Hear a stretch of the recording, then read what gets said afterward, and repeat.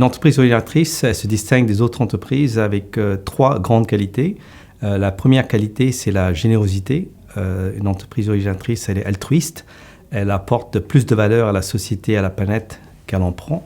Deuxièmement, l'entreprise originatrice, elle est coopérative. Donc, au lieu de rentrer en compétition avec les autres entreprises, elle essaie de trouver en fait des solutions qui sont gagnant-gagnantes. Et puis, la troisième qualité d'une entreprise originatrice, c'est qu'elle est ingénieuse. Elle arrive en fait à bricoler, voire improviser des solutions efficaces dans des conditions difficiles. Donc, c'est une forme de résilience créative.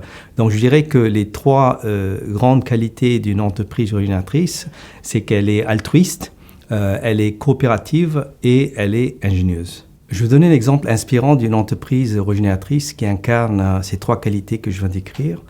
Il s'agit de Natura, une entreprise de cosmétiques au Brésil.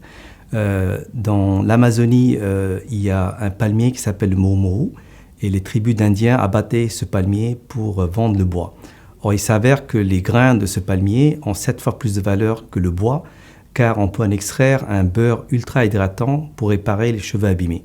C'est pour ça que Natura s'est associé avec les Indiens d'Amazonie pour extraire durablement ce beurre de mourmourou pour fabriquer des produits pour les soins capillaires.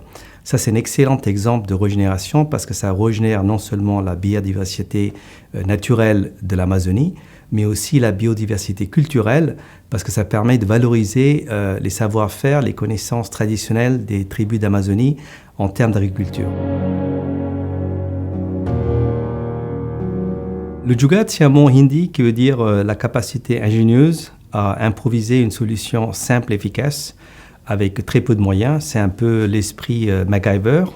Et l'entreprise originatrice, en fait, utilise cet esprit jugaad pour justement revitaliser simultanément les individus, les territoires et la planète. Alors, des exemples intéressants de l'esprit jugaad, ce serait dire, par exemple, comment j'arrive à transformer l'adversité en une opportunité. Un cas concret de ça, ce serait de voir, par exemple, le carbone, non pas comme un problème, mais peut-être comme une ressource stratégique qu'on peut utiliser pour fabriquer des solutions qui sont utiles pour la société. C'est le cas d'Interface, qui est un fabricant de moquettes qui aujourd'hui capture le carbone de l'atmosphère et l'utilise comme un matériau pour fabriquer des dalles de moquettes qui sont considérées comme neutres en carbone. Donc l'esprit jugaad, en fait, c'est l'incarnation de trois grands principes. Le premier principe, c'est transformer l'adversité en opportunité. Donc voir par exemple la crise climatique comme une opportunité climatique. C'est la capacité de faire mieux avec moins, c'est-à-dire développer des solutions ingénieuses avec les moyens de bord. Et puis troisièmement, c'est l'esprit inclusif. Et c'est là que la régénération rejoint l'esprit jugaad parce que l'idée, c'est de dire comment on peut créer de la valeur pour les populations qui sont marginalisées, qui peut être des personnes handicapées, des personnes âgées ou des minorités. Le leadership éclairé se distingue d'un leadership intelligent. Donc en anglais, on appelle ça wise leadership, en contraste avec le smart leadership. Et dans mon livre Donner du sens à l'intelligence, c'est d'identifier trois grandes qualités d'un leader éclairé et qui les distinguent en fait d'un leader intelligent. La première qualité, c'est leur perspective. Les leaders éclairés ont une perspective beaucoup plus élargie, beaucoup plus systémique.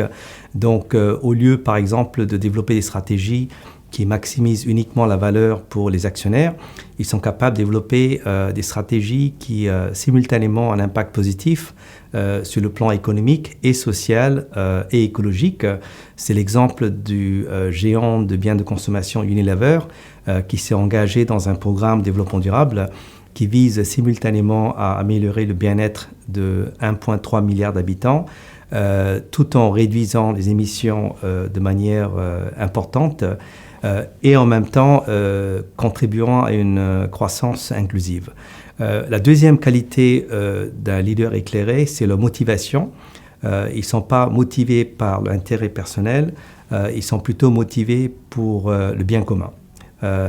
Par exemple, il y a beaucoup de leaders éclairés aujourd'hui qui se sont engagés à répondre aux 17 objectifs de développement durable des Nations Unies, parce qu'ils croient que finalement, en aidant la société et la planète, quelque part, ça va aussi avoir des retombées positives pour leur entreprise sur le plan économique. C'est ce que j'appelle l'intérêt personnel éclairé, c'est-à-dire en aidant les autres, on s'aide soi-même, quoi. Donc ça, c'est la deuxième grande qualité, qui est une forme de motivation éclairée, si vous voulez, qui distingue leader éclairé. Et puis la troisième qualité importante des leaders éclairés, c'est la façon dont ils agissent, particulièrement au lieu d'essayer de se mettre en valeur tout le temps et de chercher la validation tout le temps pour leurs actions. Ils essaient plutôt de mettre en valeur les autres. Donc ils essaient en fait d'amplifier l'intelligence des autres, la créativité des autres. Donc ils sont capables en fait de mobiliser l'ingéniosité collective pour co-créer des solutions au lieu en fait d'agir tout seul et essayer en fait d'être la star de la situation, quoi. Donc je dirais les trois grandes qualités d'un leader éclairé, c'est le fait qu'ils ont une perspective qui est beaucoup plus systémique, qui sont motivés par le bien commun, et puis ils agissent d'une manière beaucoup plus collaborative, beaucoup plus synergistique avec toutes les parties prenantes.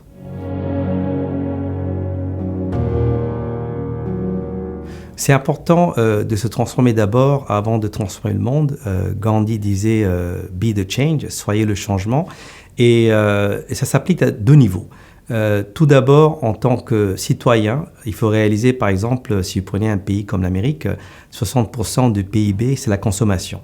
Donc, c'est bien de critiquer les entreprises et de demander de devenir plus durables, plus vertueuses, mais en fait, le changement commence par soi-même. C'est-à-dire, en tant que consommateur individuel, il faut que nous, on apprenne à consommer peut-être moins et mieux afin justement de catalyser un changement systémique au niveau de l'économie. Donc, si on veut développer une économie qui serait vertueuse, inclusive, originatrice, il faut que l'acteur principal, qui est le consommateur, évolue en conscience. Donc, la transformation individuelle est capitale et l'évolution des consciences individuelles est vitale pour justement vraiment changer la donne. Ça, c'est le premier point. Le deuxième point, c'est que la transformation individuelle, c'est aussi une question de leaders, c'est-à-dire les managers, et particulièrement dirigeants d'entreprise, doivent aussi en fait évoluer en conscience. Aujourd'hui, par exemple, j'étudie beaucoup d'entreprises où je vois que les jeunes employés cherchent du sens. Je vois même des managers dans ces entreprises qui sont prêts à agir pour le climat, pour la planète, pour la société, mais il y a quand même une résistance au niveau des dirigeants. Et c'est pour ça, je crois que c'est important qu'il y ait quand même un déclic, non seulement une prise de conscience au niveau des dirigeants, mais aussi qu'ils cultivent ce que j'appelle une conscience agissante. Parce que, vous savez, en français, on parle de conscientisation, on parle de prise de conscience. En anglais, cette prise de conscience se traduit par awareness. C'est être conscient que le monde va mal. Mais ce n'est pas suffisant pour pousser à l'action les dirigeants d'entreprise. Donc, à un moment donné, il faut qu'ils passent à l'action et pour ça, ils doivent développer ce que j'appelle une conscience agissante. Et cette conscience agissante, elle est individuelle. On peut faire partie des réseaux d'entreprises, on peut faire partie des réseaux dirigeants, mais le collectif ne va pas vraiment aider vous, particulièrement en tant que dirigeant individuel, à justement cultiver cette conscience agissante. Donc, je crois que ce qui est important, c'est qu'on commence à responsabiliser les individus, que ce soit au niveau des consommateurs, au niveau des dirigeants, que chacun à ce niveau peut agir et faire la différence. En fait, il faut trouver l'équilibre entre je et nous, car comme Gandhi a dit, be the change. Donc, c'est important effectivement de savoir concilier la transformation individuelle avec le changement collectif pour avoir un impact vraiment important et durable.